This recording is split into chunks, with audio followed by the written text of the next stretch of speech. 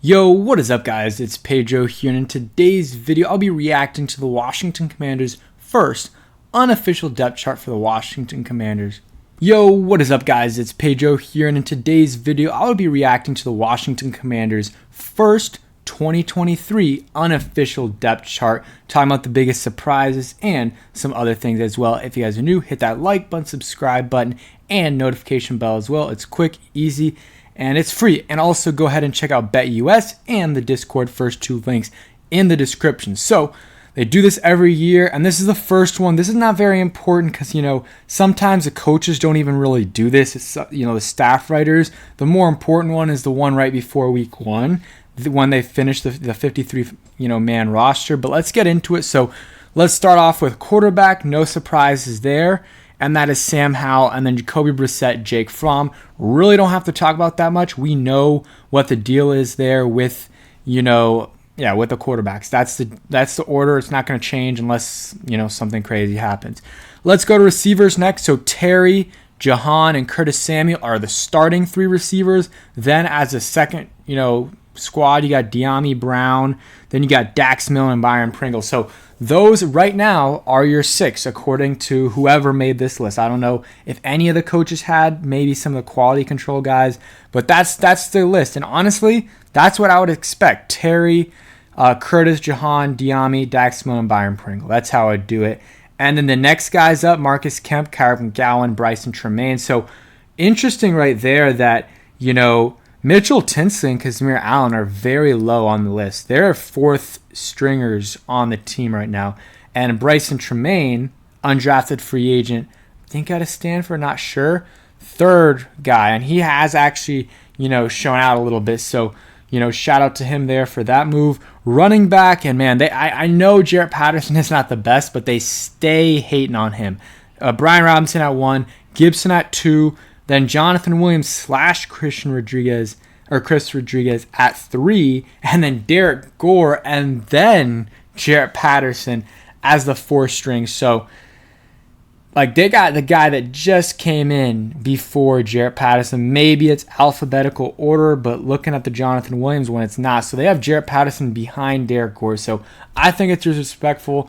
He's going to get cut. I hope he goes, I would love to keep him on the practice squad, but I honestly hope he goes somewhere else and maybe gets a chance to play, because this staff clearly does not like him. Some people thought maybe a change with Eric Bieniemy. He doesn't like him, so, they like Williams and Rodriguez more than him, so it is what it is there. Fullback, you got Alex Arma. Now let's go to tight ends. You got Logan Thomas at 1, John Bates at 2, but he's different. He's just a blocking tight end, not going to do too much pass catching. And then your tight end 3 is Cole Turner, then Curtis Hodges and Brandon Dillon. So they're going to keep 3 or 4. I think they should keep 3, because Curtis Hodges and Brandon Dillon probably aren't going to get picked up by another team. Okay, let's go to offensive line. This offensive line is, let's keep it real, not great. Look at this list. You got Charles Leno at left tackle, not surprised right there. Sadiq Charles, maybe some people thought Chris Paul would be over him, but there it is. Nick Gates at center, Cosme, and then Andrew Wiley. Let's look at the backup offensive line. Left tackle, you got Cornelius Lucas. That's a solid backup. Then you got Chris Paul. Okay, we don't know, but that could be an okay backup. Then you got Tyler Larson. That's a solid backup. Aaron Montero, not good. He has barely played in the NFL, so, no. And then Trent Scott is your backup right tackle. I think that's an XFL player. This offensive line is pretty putrid. Look at the backups. You got Trent Scott, Aaron Montero. That's just not going to fly. And then Chris Paul is a 7th-round pick. And if he ends up starting, you got Sadiq Charles as the backup, who you cannot rely on him, being healthy. You got Mason Brooks as the 4th-string guy. And that's why I believe it might not be the coaches, because he has done really, really well. He's done really well this off season.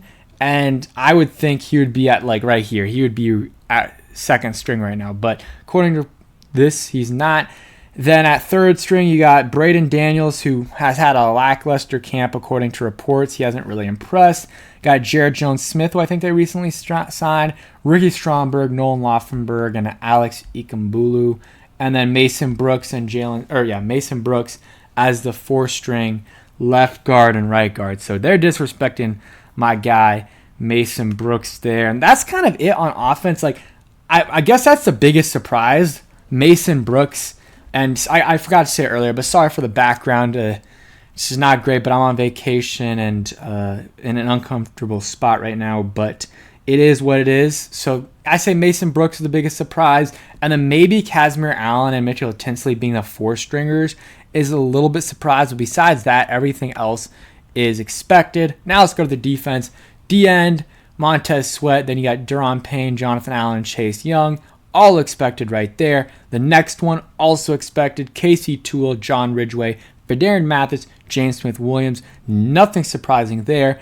Then your next kind of tier is Andre Jones, Abdullah Anderson, Efe Obada, and KJ Henry. Again, nothing surprising. And you guys see the other 4, including Curtis Brooks, who they signed a few days ago.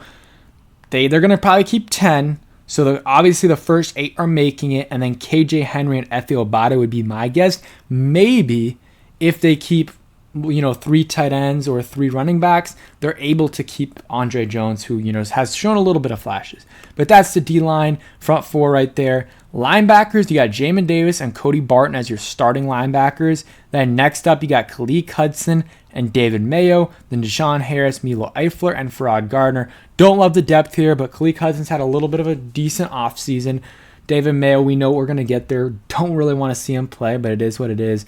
And then Milo Eifler is that 3rd stringer. I still would, bring in someone, but at this point it's late. I don't think they're going to do it. If they bring in someone, it's going to be someone like John Bostic, like they did yesterday.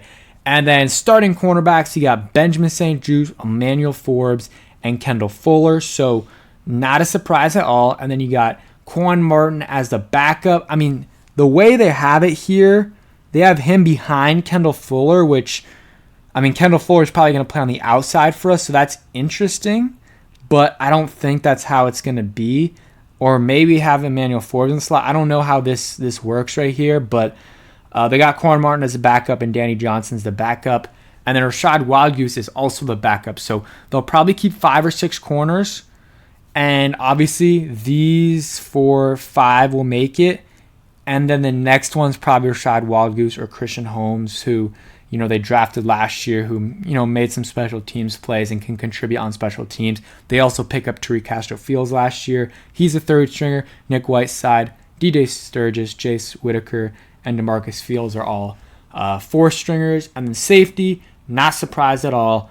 Cam Curl, Derek Forrest as the starters. Then you got Reeves and Butler as the backup.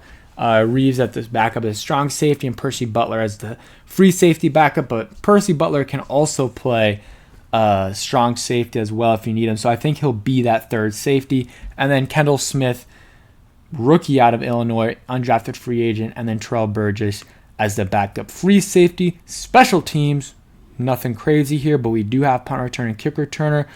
Punter Tress Way, kicker Joey Sly, and then Michael Badgley. It's Joey Sly's job to lose, and Michael Badgley has not, been better than him this camp. And then you got kick returner Gibson, then Byron Pringle, Dax Milne, and Jarrett Patterson, then punt returner Dax Milne, Jahan Dotson, Kyrie McGowan, and Casimir Allen. So Casimir Allen has not shown enough to, if he wants to make the roster, he has to be 1 in both of these or 1 in one of these. Again, we have to take this depth chart with a grain of salt. We'll really see if these guys have chances after the first preseason game. But this depth chart, again, we don't know who made this. I bet Rivera didn't make it. Maybe some assistant coaches did, or assistant to assistants, or, again, quality control coaches, or scouts. But, yeah, we can't really tell who's going to make it or not. Who's going to make it and who's going to play where until we see them in the preseason, and that's when we're going to get a way, way better sense of who's making the roster or not. But again, nothing really that surprising on defense at all, really. The D-line is exactly what I thought it would be: 1st, 2nd, 3rd string, and then 4th string. Linebackers and corners, nothing at all, honestly, on the defense surprised me. Maybe the returners a little bit, and then offensively, I would say Mason Brooks is the biggest surprise, and then a couple of the undrafted free agents being a little bit low, like Casimir Allen and Mitchell Tinsley being behind Kyrie McGowan, but that's really it. So yeah, that's it for today's video. Hope you guys did enjoy. If you enjoy, hit that like button. Join the Discord. Go ahead and join it. Gonna be doing giveaways on there, and got like 40 members in here. So go ahead and join that and check out BetUS. Link in the description.